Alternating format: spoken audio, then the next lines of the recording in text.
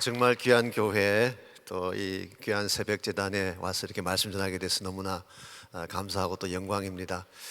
사실은 정말 오고 싶었던 교회였는데 제가 개인 사정이 맞지가 않아서 우리 교회 일정 때문에 부득 오지 못했다가 이번에 오게 돼서 목사님도 뵈니까 너무 좋고 또 사실 와서 이 교회에서 한번 예배 드리고 싶었어요. 그때 방문하고 교회 구경은 했지만 예배 현황을 못 봤기 때문에 꼭 한번 와서 예배 드리고 싶었는데 이번에 하나님이 귀한 기회를 주셨습니다. 초청해 주신 목사님께 감사드리고 또 귀한 교회에 감사의 말씀을 드리고 싶습니다. 2003년도에 그 친미준이라고 해서 침례교 위례를 준비하자 그래서 한국에 이동훈 목사님이 주관하셔서 그 매년 그 2월 마지막 주간에 한 500여 명의 젊은 목사님들이 모여서 그 컨퍼런스를 갔습니다. 그때 제가 초청을 받고 또 말씀 전할 기회가 있어서 갔는데요. 같이 오신 그 강사님 중에 김학중 목사님이라는 분이 계셨어요. 안산에서 목회하신 목사님이신데 그때 우리 주제가 뭐냐고 하면 창조적 목회 유형에 대해서 그렇게 주제를 가지고 했습니다. 본인의 교회를 소개하시면서 본인의 교회는 레펄츠 교회다 이렇게 소개하셨어요. 레크레이션과 스포츠를 합친 교회. 그래서 건물을 지어놓고 모든 운동시설과 또 스포츠 시설 뭐 다 만들었어요. 라켓볼도 치게 하고 피트니스도 하게 하고 운동할 수 있는 모든 시설들, 그리고 모든 사람에게 오픈했으면 누구나 와서 다 사용할 수 있게. 그래서 그 당시 그 지역에서 불신자들이 가장 좋아하는 교회 이렇게 알려졌대요. 그러니까 뭐 주중이 되면 한 1000명 정도가 다녀간다네요. 주중에 별의별 분들이 다 옵니다. 동네에 있는 분들도 오시고 회사 다니시는 분도 오시고 학생도 오시고 캐톨릭 신부님도 오시고. 근데 하루는 이 도복을 차려입은 선임 세 분이 교회에 딱 들어오셨어요. 그냥 오신 게 아니라 도복을 딱 차려입고 선임 세 분이 들어오시니까 안내하시는 저런 사람이 당황하셔가지고 어떻게 핸들해야 될지를 몰라가지고 합장하면서 할렐루야 그랬대요. 그래서 선임들이 합장하시면서 아멘 하시더라고. 여러분 각 교회마다 목회 유형도 다르고 또 형태도 다르고 또 운영하는 여러 가지 많은 시스템이 다르지만 목적은 한 가지입니다. 하나님 나라를 세우고 복음을 선포하기 위한 목적이죠. 제가 참 감사하게 생각하는 것은 은혜 하나님 교회가 예전부터 선교하는 교회, 선교의 모든 것을 거는 교회, 너무나 감사했고 저에게도 많은 도전이 됐습니다. 안 믿어질지 모르지만 제가 사실은 약 25년 전에 GTD 77기입니다. 제가 오래전에 TD 갔다 왔고. 네, 감사합니다. 그래서 이렇게 낯설지가 않아요. 여러분 뵈니까 낯설지가 않고 늘 뵀던 분 같고 그렇습니다. 그래서 오늘 이 시간 짧은 시간이긴 하지만 또 같이 하나님의 나누는 가운데 여러분 마음속에 축복이 있기를 바랍니다. 미국 사람들이 자주 하는 그 이야기 중에 시골쥐와 도시 고양이에 대한 재미있는 이야기가 있습니다. 하루는 시골 쥐 한 마리가 너무 먹고 살 것이 없어서 도시로 올라갔습니다. 도시는 그래도 먹다 남은 찌꺼기라도 있지 아니할까라고 해서 생계 유지차 도시로 상경을 한 것입니다. 근데 도시에 도착한 첫날 밤 생각지 않던 상황에 부딪히게 됩니다. 도시 골목을 방황하던 그 고양이에게 발견이 된 것입니다. 고양이도 먹을 것이 없어서 찾던 자에 시골에서 올라온 쥐를 보고 먹으려고 달려든 것입니다. 그때 시골쥐가 있는 힘을 다해서 도망을 쳤습니다. 그리고 가까스로 쓰레기 등 뒤에 있는 작은 구멍을 발견하고 그 안에 들어가 몸을 숨겼어요. 그러고는 정말 숨소리나 들리지 않게 몸을 숨기고 가만히 기다렸어요. 여기서 나온 유명한 문구가 쥐죽은 더 고요하다, 여기서 나왔다는 말도 있습니다만 한 30분 정도가 지났을 때 고양이가 있던 그 자리에서 개 짖는 소리가 들려왔어요. 그때 시골쥐는 확신합니다. 고양이가 떠나가겠구나. 왜냐하면 아시는 대로 개와 고양이는 상극 관계이기 때문에 절대로 같은 장소에 있을 수가 없습니다. 그래서 안심하고 나왔는데 고양이가 그대로 있는 것입니다. 졸지에 잡혀 돌아가시게 된 이 쥐가 죽기 전에 궁금한 것이 있다. 내가 분명히 개 짖는 소리를 들었는데 어떻게 당신이 여기 있는 것이냐 물었을 때 고양이 이렇게 미소를 띠면서 이야기했다고 합니다. 이처럼 삭막한 도시에서 생존하려면 최소한 2개국은 구사할 수 있어야 된다. 고양이도 생존하기 위해서 개소리를 내야 한다는 이 사실이 왠지 남의 이야기처럼 들리지가 않습니다. 오늘 우리의 현실도 이와 유사하기 때문입니다. 한마디로 밤의 현실이라고 할 수가 있겠죠. 어둡고 답답한 일들이 참 많습니다. 금방 끝날 줄 알았던 코로나가 아직도 끝나지 않은 가운데 있고 2년 반 동안 이것이 계속되는 가운데에 영적으로도 많이 침체가 되어지고 또 개인적으로도 어려움을 겪는 분들이 많이 계세요. 특별히 우울증으로 고생하는 분도 많이 계시고 알코올 중독으로 힘들어하는 분들도 많이 계십니다. 몇 주 전에 신문을 봤더니 알코올 중독으로 코로나 기간 동안에 죽은 사람들의 숫자가 25% 증가했다는 그런 보도가 있지 않았습니까? 참으로 힘들고 어려운 과정을 통과해 왔죠. 근데 문제는 아직도 이것이 끝나지 않고 불투명하다는 데 문제가 있습니다. 경제는 계속 어렵고 물가는 올라가게 되고 우크라이나에는 전쟁이 일어나서 세계 정세가 어떻게 될지를 모르는 한마디로 어둡고 캄캄한 밤의 현실이라고 할 수가 있습니다. 그러나 아무리 우리의 삶이 어둡고 정황이 힘들지라도 우리는 그 상황에 굴복하면 안 됩니다. 왜냐하면 우리 안에는 세상이 가지지 못한 믿음이 있기 때문에 그렇습니다. 이 믿음으로 어둠을 뚫고 지나가야지 참 크리스찬답게 살 수가 있는 것입니다. 하나님께서 계신 믿음의 본질은 모든 상황을 뒤집는 데 있는 것입니다. 상황에 순응하는 데 있는 것이 아니라 상황을 뒤집어서 참된 복을 만들어 나가는 데에 믿음의 기능이 있고 가능성이 있는 것입니다. 실제로 이런 예가 하나 있습니다. 미국의 정치가 중에 한때 세상에서 가장 불행한 사람으로 불렸던 인물이 하나 있습니다. 여러분이 잘 아시는 분인데요. 그의 어머니가 사생아였습니다. 그리고 그는 4살 때 동생의 죽음을 보았습니다. 9살 때 어머니를 잃어버렸고 18살 때 사랑하는 여동생을 잃었습니다. 그의 아내는 거의 정신병자 수준이었고 2 아들이 있었는데 이 2 아들을 자기보다 먼저 천국에 보내야 되는 아픔을 겪었어요. 나중에 정치에 나갔지만 연거푸 낙선만 했습니다. 한마디로 가장 불행한 여건에서 가장 아픔을 많이 겪은 인생의 실패자라고 할 수가 있습니다. 그럼에도 불구하고 그는 이 불행의 상황에 머물기를 거절했어요. He refused to be miserable. 이 불행한 가운데 머물기를 거절하고 이 불행한 국민을 뒤집어서 마침내 미국의 대통령이 되죠. 여러분이 심작하시는 것처럼 아브라함 링컨에 대한 스토리를 소개한 것입니다. 어떻게 그처럼 최악의 토양 가운데서 미국 역사상 가장 훌륭한 대통령이 나올 수가 있었을까? 비결은 여기 있습니다. 그분의 가슴 속에 품었던 하나님을 향한 바른 믿음 때문이었어요. 여러분, 바른 믿음은 불행을 거부하는 힘이 있습니다. 바른 믿음은 최악의 인생 국민을 뒤집는 파워가 있어요. 바른 믿음 안에는 하나님의 포텐셜을 경험할 수 있는 능력의 기능이 있는 것입니다. 그러므로 우리 인생의 진정한 성공과 실패의 키는 환경에 달려있지 않습니다. 여러분 자신이 가지고 있는 능력에 달려있는 것도 아니라 우리가 어떤 믿음을 가지고 하나님께 나아가느냐에 달려있는 것입니다. 하나님을 향해 바로 서기만 한다면, 바른 믿음으로 하나님을 바라보기만 한다면 최악의 경우에도 일어설 수가 있지만, 반대로 우리가 하나님을 떠나서 내 마음대로 살게 된다면 아무런 좋은 조건 속에 처해도 우리 인생은 패망할 수밖에 없는 것입니다. 이런 면에서 우리가 정말 축복된 삶을 누리기를 원하고 성공하는 삶을 누리기를 정말 원한다면 내 현실 가운데서 바른 믿음을 행할 수 있어야 됩니다. 하나님을 내 중심에 모시고 바른 믿음을 갖고 살아가게 되면 어떠한 어려운 국면도 축복으로 바꿀 수가 있는 것입니다. 오늘 같이 봉독한 본문에 보시면 이스라엘 민족 역사상 대단히 중요한 의미를 지녔던 한 장소가 소개가 되어 있습니다. 1절 말씀 보시면 여호와의 사자가 길갈에서부터 보김으로 올라와 말하되 그랬어요. 이게 보시면 보김이라고 하는 장소가 나오죠. 성사학자들마다 조금의 차이는 있습니다만 일반적으로 보김은 베델과 동일한 지역으로 보고 있습니다. 그래서 히브리 구약 성경을 헬라말로 번역한 것을 70인역이라고 그러죠. 70인역에서는 아예 보김이라는 단어를 베델로 바꿔서 표기한 것을 읽어볼 수가 있습니다. 베델이 어떤 곳인가요? 잘 아시는 대로 야곱이 처음 하나님을 만났던 곳이죠.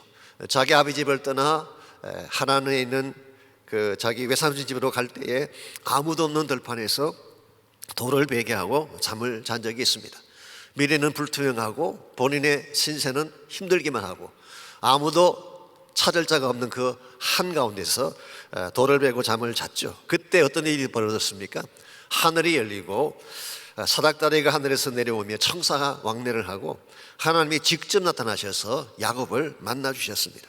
한마디로 하나님의 영광과 임재가 가득 찼던 장소, 젊은 야곱의 꿈을 품게 했던 장소가 바로 베델이었어요. 그렇기 때문에 그는 하란에서 돌아온 후에 그곳을 예배 중심지로 삼고 거기서 하나님을 높였죠. 그래서 벳엘의 이름 뜻이 뭔가요?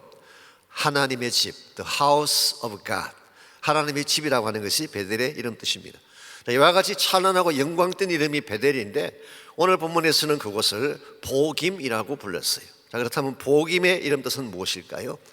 어떤 분은 보상김치 준말이다 뭐 그렇게 말하는 분도 계십니다만, 요즘 젊은 사람들이 워낙 약자를 좋아하셔가지고 참 헷갈릴 때가 많아요. 글자를 줄여서 말하는 것이 좀 많지 않습니까? 뭐 낄끼 빠빠, 우리 젊은 청년들이 낄 때 끼고 빠질 때 빠지라 뭐 이런 이야기. 뭐 섬 탄다, 저는 그게 참 무슨 말인지 몰랐는데 Something's going on의 준말이래요. 영어로 두 사람 사이에 뭐가 일어난다, 섬 탄다. 정말 난해하게 짝이 없습니다. 저희들도 과거에 준말을 안 쓴 건 아닙니다. 그래도 비교적 준수한 그런 준말을 썼던 경험이 있죠.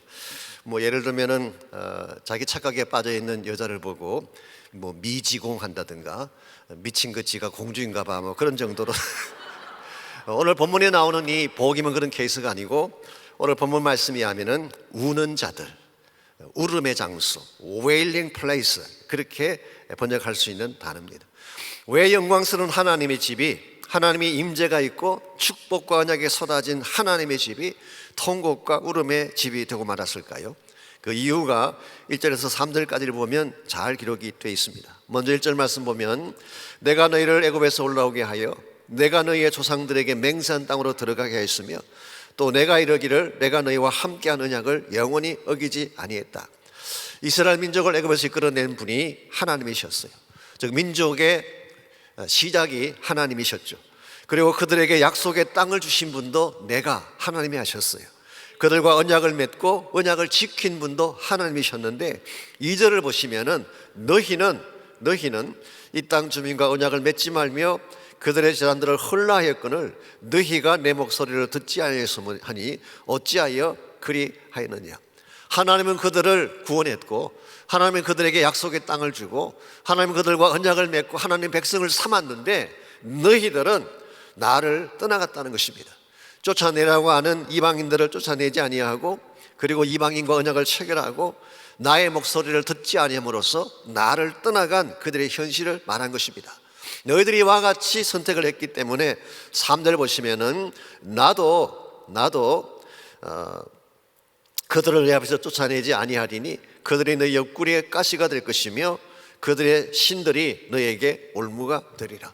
너희들이 나를 불순종하고 너희들이 나를 저버렸기 때문에 나도 너희들을 가나안 족속을 쫓아내지 아니하고 그들을 남겨두어서 너희 옆구리를 찌르는 가시가 되고 그들의 신이 올무가 되게 하리라. 자, 이 말을 들은 이스라엘 백성들이 4절 말씀 보시면은 소리를 높여 울었다고 해서 그곳 이름을 보김이라고 부르게 됐다고 설명하고 있습니다.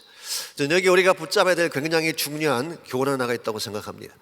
똑같은 장소, 똑같은 인생이라도 우리 믿음의 방향이 어떠냐에 따라서 베델의 영광이 될 수도 있고 복임의 통곡이 될 수도 있는 것입니다.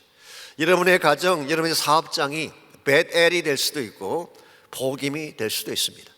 여러분의 자녀의 인생이 베델의 축복이 될 수도 있지만 복임의 아픔이 될 수도 있는 거예요. 오늘 하나님의 교회가 무엇을 향해 나가느냐에 따라서 베델의 영광을 나타낼 수도 있고 복임의 가시와 세속화의 올무에 걸려 무너질 수도 있습니다. 이런 면에서 오늘 여러분과 제가 물어야 될 질문이 이것입니다. 과연 나의 인생은 베델인가 복임인가?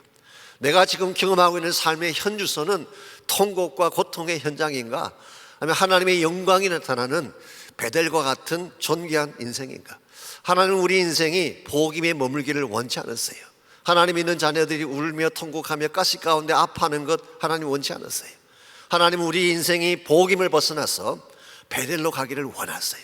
저 여러분 한 분 한 분의 삶이 지금까지는 우리의 죄악이나 우리의 실수 때문에 혹시라도 복임을 경험했다고 할지라도 이제부터 여러분의 인생이 베델의 영광이 되시기를 축원합니다. 우리가 어떻게 하면 이 복임을 청산하고 베델의 영광으로 나아갈 수가 있을까요? 오늘 본문에 보시게 되면 이 이스라엘 백성들이 복임을 경험했던 몇 가지 이유가 있는데요, 그걸 뒤집어 보게 되면 우리가 복임을 떠나 베델로 올라갈 수 있는 비결을 정리해 볼 수가 있습니다. 첫 번째로 우리의 인생이 통곡을 넘어서 영광의 베델로 나아가려면 하나님 말씀을 청종해야 됩니다. 하나님 말씀을 청종할 때에 우리 삶이 베델로 나갈 수가 있는 것입니다. 2절 말씀 다시 보십시오. 이스라엘 민족이 베델의 기쁨을 통곡의 고통으로 바꾸던 근본 원인을 2절에서 뭐라고 이야기하고 있습니까? 내 목소리를 청종하지 않았다. 나의 목소리를 듣지 않았기 때문이다. 이게 청종한다는 말의 의미는 자세히 듣고 순종한다, 그런 의미를 가지고 있습니다. 이 시대를 사는 크리스천들에게 사실 이 부분이 참 연약합니다. 교회를 다니지 않는 것은 아니죠. 또 성경 말씀을 듣지 않는 것도 아닙니다. 심지어 성경 공부까지도 하긴 하는데 하나님 말씀을 따라 살진 않아요. 하나님 말씀을 듣긴 듣는데 말씀대로 살진 않습니다. 그래서 말씀 따로 나의 삶 따로, 이와 같은 따로 국밥의 신앙을 추구하기 때문에 우리 삶이 제대로 풀리지가 않게 되는 것입니다. 그러나 만일 여러분과 제가 말씀으로 돌아가서 말씀을 청종하며 살게 된다면 우리 인생은 바뀌어질 수가 있어요. 아무리 여러분 문제가 많다고 할지라도 말씀을 청종하게 되면 하나님께서 앞길을 열어주실 것이기 때문에, 이런 측면에서 우리 크리스찬 삶에 있어서 누구의 음성을 듣고 사느냐가 참으로 중요합니다. 저희 교단에서 사역하시는 우리 목사님 한 분이 우리 중국 목회자들 모임에 가서 말씀을 전가할 기회가 있었는데요, 끝난 후에 우리 중국 목사님들에게 이런 말을 했대요. 당신들은 그 부인 말만 듣는다며 라고 이야기했어요. 아마 그 말이 좀 자존심이 상했는지 중국 형제들이 꼭 그런 건 아니라고, 중요한 사안을 결정할 때는 자기들이 결정한다고. 물었어요. 그럼 중요한 사안이 뭐냐 그랬더니 그건 와이프가 결정해 준대요. 결국 무슨 말입니까? 결국 와이프 말 따라 산다, 그 말 아니에요. 사실 여자분들은 말씀을 듣는 것은 지혜로운 선택입니다. 제 경우를 이야기하자면 제가 우리 와이프 말 듣고 손해본 게 하나도 없어요. 모든 게 다 잘 됐어요. 그러므로 우리 부인 되시는 분들 자매님 말씀 듣는 건 잘하는 거예요. 근데 한 가지 문제는 여자분들의 선택이 항상 옳지만은 않잖아요. 가끔 헷갈리는 경우도 있고 잘못되는 경우도 있잖아요. 그러므로 여러분이 말씀을 듣긴 듣되 정말 신뢰할 수 있는 분의 말을 들어야 돼요. 이분의 말씀만 들으면 무슨 문제가 생겨도 길이 열리게 하는 그 말씀, 그게 바로 하나님 말씀이에요. 하나님 말씀을 청종하게 되면 하나님 여러분의 인생을 책임져 주시는 거예요. 그래서 이사야 55장 2절은 이렇게 고면하고 있습니다. 나를 청종하라. 그리하면 너희가 좋은 것을 먹을 것이며 너희 마음이 기름진 것으로 즐거움을 얻으리라. 하나님 말씀을 청종해서 말씀대로 살게 되면 기름진 것과 즐거움과 좋은 것을 먹게 된다. 이게 바로 축복의 열매를 맛보게 된다, 그런 뜻이죠. 실제로 창세기 26장에 보시면은 하나님의 말씀을 청종했기 때문에 엄청난 열매를 맺었던 한 좋은 예가 나와 있습니다. 이삭에 대한 케이스죠. 이삭이 흉년 만난 사건을 창세기 26장이 다루고 있습니다. 아브라함 때도 흉년이 들었는데 이삭 때 또 흉년이 들었어요. 여기서 흉년이라고 하는 것은 그냥 단순히 좀 비가 적게 오고 가뭄이 오는 그걸 말하는 게 아닙니다. famine이라고 해서 일종의 재앙이에요. disaster. 풀 한 폭이 자랄 수 없는, 온 땅이 쩍쩍 갈라지는 재앙과 같은 것이 기근이라고 하는 것입니다. 기근. 사실 이 기근이나 흉년은 누구에게나 찾아올 수 있습니다. 어떤 분에게는 경제적인 흉년, financial drought, 재정이 다 말라버리는 흉년을 경험하는 분이 있죠. 어떤 분은 감정적인 emotional drought, 감정이 말라버리는, 기쁨도 말라버리고 사랑도 말라버리고 심령 자체가 쩍쩍 말라져가는 이 emotional drought죠. 어떤 분은 관계성의 흉년을 경험하는 분도 있습니다. 사랑하는 자가 떠나가고 배신당하고 상처를 받는, 이게 관계성의 흉년이죠. 심지어 어떤 분들은 영적인 흉년, spiritual drought를 경험하는 분도 계십니다. 기도가 막히고 말씀이 막히고 영이 막혀버리는. 특별히 우리가 지난 2년 반 동안 이 코로나를 통과하면서 많은 그리스도인들이 영적인 기근을 경험하고 있어요. 모든 게 다 막혀버리고 답답하게 되는, 이와 같이 우리 인생 가운데에 큰 흉년이 찾아왔을 때에 우리 마음의 방향을 어디로 트느냐가 참으로 중요합니다. 이와 같은 때 만일 세상으로 나가게 되면 여러분 인생은 풀리지 않아요. 그 좋은 예가 사실은 창세기 12장에 아브라함이 그 선택을 했어요. 아브라함 때도 흉년이 들었고 그 아들 때도 흉년이 들었는데요, 아브라함은 흉년이 찾아왔을 때에 어디로 내려갔나요? 애굽으로 내려갔습니다. 하나님이 약속의 땅에 오게 했는데 흉년이 찾아왔다고 해서 애굽으로 내려간 거예요. 이건 미스테이크예요. 잘못된 방향을 터난 것입니다. 여러분, 아무리 힘들더라도 세상으로 가서는 안 돼요. 애굽이 세상으로 가게 되면 거기엔 답이 없습니다. 그래서 아브라함이 애굽에 내려가서 얻은 게 뭔가요? 물질은 조금 얻었는지 모르지만, 그가 올라올 때에 소량의 물질은, 재물은 얻었는지 모르지만 결국 수치를 당하게 되고 자기 부인을 자기 누이라고 속이고, 즉 남자가 되어가지고 말이죠, 자기 목숨 건지겠다고 자기 부인을 누이라고 속여서 넘겨주는, 온 세상 남자들을 쪽팔리게 했던, 그거 외에 한 게 뭐가 있어요? 올라올 때 그가 재물을 좀 얻긴 했는데요, 그가 가지고 왔던 그 재화 중에 사실은 노예들이 포함되어 있습니다. 그 중에 하나가 누군지 아세요? 하갈이에요. 이 하갈이라는 노예를 데리고 와서 결국 그 가정이 뭐가 됐어요?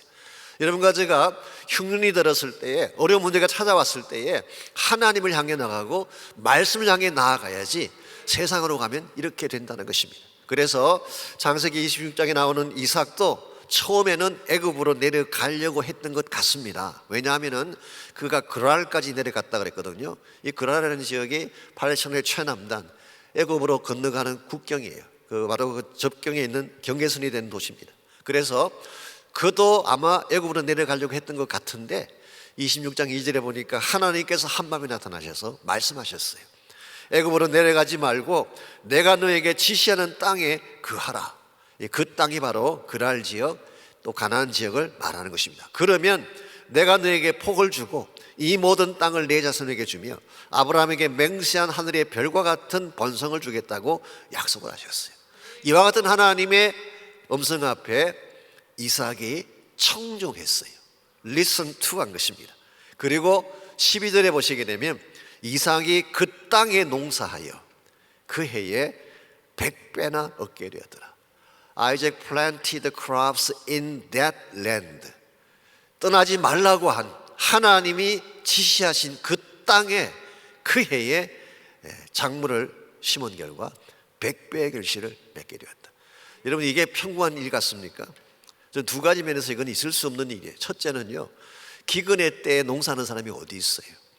비가 많이 오는 때에도 농사하면 될까 말까 한데 땅이 쩍쩍 갈라버린 기근의 때에 농작물을 심는 자가 세상에 됐어요. 스톱변한 거죠. 두 번째는요, 이삭은 일평생 한 번도 농사 안 지어본 사람이에요. 유목민입니다. 지금까지 조상 대대로 유목 생활했던 사람이 농사 짓는다는 게 말이나 됩니까? 인간의 상식으로는 말도 안 되는 것 같은데 하나님 말씀에 순종해서 그 땅에 그 기근의 때에 씨앗을 뿌렸더니 100배의 결실이 나는, 이게 하나님이 하시는 일인 줄 믿습니다. 여러분이 말씀을 한번 순종해 보십시오. 여러분의 생각, 여러분의 계산 따르지 말고 세상적인 오프에 여러분 마음 빼앗기지 말고 말씀 순종하시기 바랍니다. 그때에 우리는 베델로 올라갈 수가 있어요. 이 복음의 아픔을 깨고 베델로 가는 것입니다. 두 번째로, 끊을 것을 끊을 때 우리가 말씀에 순종할 뿐만 아니라 끊을 것을 끊어야지 우리가 복임을 청산할 수가 있습니다. 자, 오늘 본문 말씀의 배경이 아시는 대로 가나안 땅을 정복한 이후에 사사시대가 오늘 본문의 역사적 배경이죠. 여호수아에 의해서 가나안 땅이 정복이 됐습니다. 그런데 문제는 컴플릿하게 정복된 것은 아니에요. 사사기 1장에 보시면은 아직 쫓아내지 못한 가나안 족속이 많았다라고 그렇게 기록하고 있어요. 자, 그렇다면 왜 이스라엘 백성이 가나안을 정복한 후에 그 안에 있는 이방인들을 다 쫓아내지 않았을까요? 사랑이 많아서? 자비심이 많아서? I don't think so. 은근히 가나안 문화를 좋아했기 때문이에요. 여러분과 제가 왜 세상을 끊지 못하는지 아십니까? 은근히 세상 문화를 좋아하기 때문에. 정말 싫어하면 끊을 수 있어요. 정말 내가 그것을 혐오하면 그것에 나가지 않을 수 있게 되는데 우리 마음속에 가나안 문화를 허용하고 가나안화되고 싶어하는 마음이 솔직히 있어요. 이와 같은 마음이 그들에게 있었기 때문에 삶들을 보세요. 결과가 무엇입니까? 오케이, 너희들이 가나안을 좋아하니까, 가나안 문화를 억셉트하기를 좋아하니까 오케이, go ahead. 하나님이 어떤 면에서 God gave up case예요. 내가 너희들에게 그대로 두겠다. 그 결과 그들이 너희 옆구리를 찌르는 가시가 되고 아픔의 원천이죠. 이방 신들이 너희들의 올무가 되어서 너희들을 넘어지게 할 것이다. 사실은 이 순간부터 망하는 그날까지 이방 우상을 섬기는 것이 그들의 옹물가 되어서 결국 북왕국도 망하고 남쪽 유다도 망한 것을 볼 수가 있습니다. 사랑하는 성도 여러분, 여러분과 제가 정말 바로 살기를 원한다면 끊을 것을 끊어야 돼요. 세상을 끊어야 돼요. 내 안에 있는 가나안을 철저하게 끊어야지 그때 하나님의 임재가 시작되고 하나님께서 기뻐하시는 역사들이 나타나기 시작하는 것입니다. 오늘 많은 사람들이 세상을 너무 좋아한 나머지 복음의 본질도 포기하고 십자가의 본질도 포기하는 경우를 흔히 볼 수가 있습니다. 한국의 김동훈 목사님이 한번 설교 중에 이런 말씀을 들은 적이 있습니다. 요즘 한국 교회가 예수님께서 당하신 세 가지 시험 중에 두 번째 시험에 걸려든 것 같다. 두 번째 시험이 뭐냐고 하면은 예수님을 높은 곳에 올라가게 한 후에 거기서 뛰어내리라 그랬어요. 그러면은 천사가 당신의 발을 받아줄 것이다. 자, 예수님께서 정말 그 말을 따라서 높은 곳에서 뛰어내리셨다면 하나님이 천사를 보내서 발을 잡아주셨을까요? 안 잡아주셨을까요? 우리 김 목사님 말씀이 하면은 틀림없이 잡아주셨을 거래. 그러니까 아들에게 사명 주어서 내보냈는데 객사시킬 수는 없잖아요. 틀림없이 발을 잡아줬을 거래요. 여기까지 생각을 하니까 이거 혹시 사탄이 실수한 거 아닌가? 한번 상상해 보십시오. 예수님이 뛰어내렸는데 그 당시 예루살렘에 있는 모든 자들이 그걸 보고 있습니다. 보고 있는데 천사가 나타나서 그 예수님의 발을 꽉 붙잡아 주는 거예요. 그때 사람들이 뭐라 그러겠어요? 와, 진짜네. 아니, 저분이 목수의 아들인 줄 알았더니 진짜 하나님의 아들이 맞네. 저분이 평범한 갈릴리 촌사인 줄 알았더니 그게 아니네. 하나님 보내신 자가 맞네. 이렇게 하면 사탄이 망하는 장사가 아닐까요?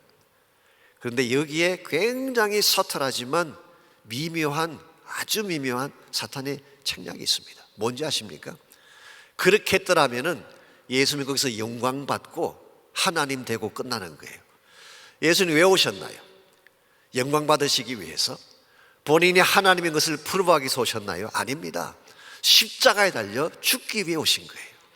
십자가에 달려 죽지 아니하면 하나님의 구원 계획이 이루어질 수 없기 때문에, 십자가에 처형당하지 아니하면 여러분과 제가 살 수 없기 때문에 십자가에 달리기 위해 오셨는데, 사탄의 유혹은 뭔가요? 십자가 지지 않고도 영광 받을 수 있다는 거예요. 여기에 속으면 안 된다는 것입니다. 오늘 우리가 세상을 따라가다 보면, 세상의 영광을 따라가다 보면 여러분 이와 같은 우에 빠질 수가 있게 되는 것입니다. 진짜 중요한 것은 십자가인 줄 믿습니다. 하나님이 우리에게 주신 십자가만이 참된 구원의 길이고 생명의 길이기 때문에, 그러므로 이번 우리 고난주간 동안에 정말 예수님이 날 위해 십자가를 지신 것이 얼마나 소중한 사건인가를 기억하고 십자가 신앙을 회복하는 여러분 되시기를 바랍니다. 그래서 세상을 끊고 십자가로 돌아와서 주의 능력을 붙잡을 때에 우리는 복음을 청산하고 하나님의 영광으로 나갈 수가 있는 거예요. 마지막 세 번째로, 우리가 이 복음을 끊고 베들로 올라가려면 1차적으로는 말씀 청종하는 것, 말씀 따라 사는 것이 정말 중요합니다. 두 번째는 끊을 것을 끊어야 되는 것입니다. 마지막 세 번째로 다시 제단 앞으로 나가야 돼요. 제단 앞으로. 여러분, 복음이 찾아왔다고 해서, 통곡의 인생이 찾아왔다고 해서 울고만 있으면 안 된다는 것입니다.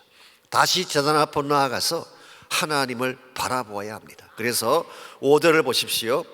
그러므로 그것을 이름하여 복음이라 하고 그들이 거기서 여호와께 제사를 드렸더라. 저는 이 대목이 굉장히 중요하다고 생각합니다. 우리 실패할 수 있습니다. 잘못된 길로 갈 수가 있어요. 그게 찔리기도 하고 아파할 수도 있죠. 그렇다고 해서 아픔 가운데 멈추면 안 된다는 거예요. 아플지라도 하나님께 나가서 제사를 드려야 돼요. 힘들지라도 예배는 드려야 하는 것입니다. 아무리 코로나가 우리 앞길을 가로막고 수많은 사건이 앞을 가로막아도, 정말 힘들어도 하나님께 나가드리는 제사, 예배의 제사, 기도의 제사는 멈추면 안 되는 것입니다. 하나님께 나가게 되면 하나님께서 정말 우리에게 필요한 은혜를 주세요. 히브리서 4장에 그 말씀이 기록되어 있잖아요. 우리의 대제사장 되신 예수님께서 우리 지성소로 들어갈 수 있는 길을 열어주셨어요. 그러므로 이제는 여러분과 제가 담대함으로 은혜의 보좌 앞에 나갈 수 있게 됐어요. 은혜의 보좌가 어디에 있는 것인지 아시죠? 은혜의 보좌. 이 은혜의 보좌라고 하는 것은요, 사실 지성소 안에 보면은 법궤가 있습니다. 그 법궤 뚜껑에 하나님이 임재하신다고 그래서 그 법궤 뚜껑이 가장 거룩한 스팟이죠. 그래서 그것을 지키기 위해서 천사들의 모양을 한 날개가 만들어져 있지 않습니까? 바로 이 하나님이 친히 임재하시는 법궤의 뚜껑, 그것을 mercy seat라고 부릅니다. 이 자비의 자리 혹은 은혜의 자리, 그걸 히브리서에서는 은혜의 보좌라고 번역한 거예요. 옛날에는 있을 수 없는 일이지만 예수님 때문에 여러분과 저는 지성소 안으로 들어가서 가장 거룩한 스팟인 은혜의 보좌 앞에 나갈 수가 있게 돼요. 그게 나가서 간구하게 되면 하나님 뭘 주실까요? 긍휼함을 베푸시고 때를 따라 돕는 은혜를 주신다고 했어요. 때를 따라 돕는 은혜가 적합하느나 내가 정말 이게 꼭 필요한데 하나님 요것만 주시면 내 인생이 풀릴 것 같은데 요거 주십시오 그럴 때 딱 그걸 주시는 걸 때를 따라 돕는 은혜. 야구용어로 timely hit. 한 방만 치면 역전할 그 마지막 9회 말에 한 방 딱 때리는 것을 timely hit. 이 때를 따라 돕는 은혜. 그러므로 여러분과 제가 아무리 인생이 막히고 고통이 찾아와도 복음의 가시가 아무리 나를 찔러도 하나님 보좌 앞에 나오시기 바랍니다. 기도하시기 바랍니다. 그리고 기도하며 하나님의 임재를 구하게 되면 하나님은 어떤 경우에도 우리의 복임을 다 처리해 주시고 영광을 회복시켜 주실 거예요. 우리 가운데 복임을 경험하지 않는 사람 아무도 없습니다. 우리 모두는 다 죄인이기 때문에. 우리 가운데 상처받지 않는 사람 아무도 없습니다. 가시 가운데 거하지 않는 사람 아무도 없어요. 그러나 하나님이 내 심령 가운데 새 은혜를 부어주셔서 나에게 다시 하나님의 임재를 회복시켜 주시면 복음이 끝나는 거예요. 그리고 하나님이 계속 준비하신 다시 베델의 영광, 하나님의 임재의 영광이 회복됩니다. 그럼 우리 아침에 여러분께서 지금까지 살아오신 인생의 과정이나 길이 혹시라도 하나님을 떠나갔던 길이라고 할지라도 이 복음의 가시와 아픔이 현재 내 삶을 찌르는 부분이 있다고 할지라도 이 모든 것들을 처리하기 위해서 있던 것인 예수 그리스도 앞에 나가기를 바라고 그 십자가 앞에 모든 것을 다 토해내고 성령께서 이 아침에 내 심령 가운데 임재하셔서 내 마음을 치유해 주시고 회복시켜 주시고 거룩하게 만들어 주셔서 앞으로 나의 삶이, 나의 가정이, 우리 자녀의 앞날이 다 베델의 영광되게 하여 주옵소서. 기도하시기를 바랍니다.